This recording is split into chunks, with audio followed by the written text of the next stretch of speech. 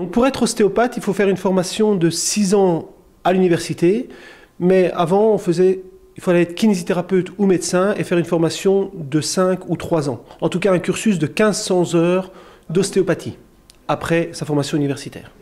Encore un peu douleur à l'épaule ? Ça va beaucoup mieux. Au niveau de la sciatique, ça va mieux. Oui, moi personnellement, je me suis dirigé vers l'ostéopathie par une insatisfaction du traitement en kinésithérapie, pour une recherche de mieux satisfaire mes patients. La kinésithérapie se pratique sous une prescription médicale, avec prescription médicale et plus localisée. Par exemple, sur pathologie de hanche, on traite plus la hanche, voire le dos, le genou, alors que l'ostéopathie se fait vraiment sous diagnostic ostéopathique et une technique qu'on appelle une technique holistique, c'est-à-dire globale. On regarde le corps dans son ensemble. Ça va mieux. Okay. Plus biceps, d'accord. Comme grosse différence, c'est que l'ostéopathie attaque le structurel, donc tout ce qui est mécanique, osseux, etc., mais attaque aussi la sphère crânienne et la sphère viscérale, ce qui est quasiment inconnu en kinésithérapie. Les techniques ostéopathiques et kinésithérapeutiques sont tout à fait différentes. Dans la kinésithérapie, c'est plutôt des techniques de massage, et en ostéopathie, on est plutôt dans des techniques de relâchement musculaire.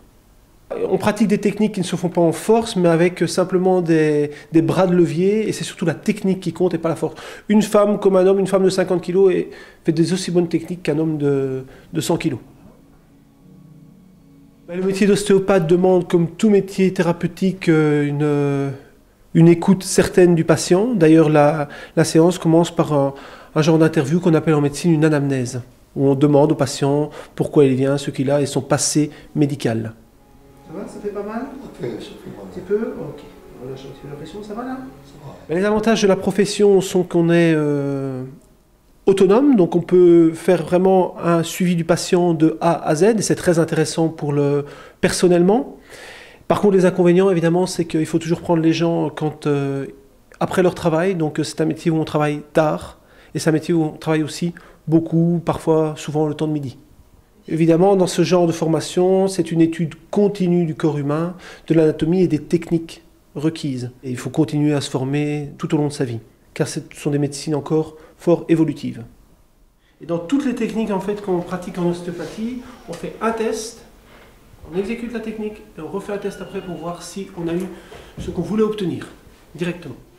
Mais en tout cas, l'ostéopathie actuellement au Luxembourg est reconnue comme profession à part entière, comme l'acupuncture, comme la chiropraxie, mais n'est pas encore remboursée. Par contre, dans des pays comme la Belgique ou l'Angleterre, l'ostéopathie est actuellement remboursée. C'est encore un faible pourcentage, mais ça commence à l'être. Et ici au Luxembourg, c'est remboursé par des caisses complémentaires. Ce sont des caisses privées. Ce qui fait mal à la profession, je pense, c'est les gens qui se disent ostéopathes et qui ne font pas les formations en totalité et qui font 3 week-ends et qui se disent ostéopathes par rapport à leurs patients.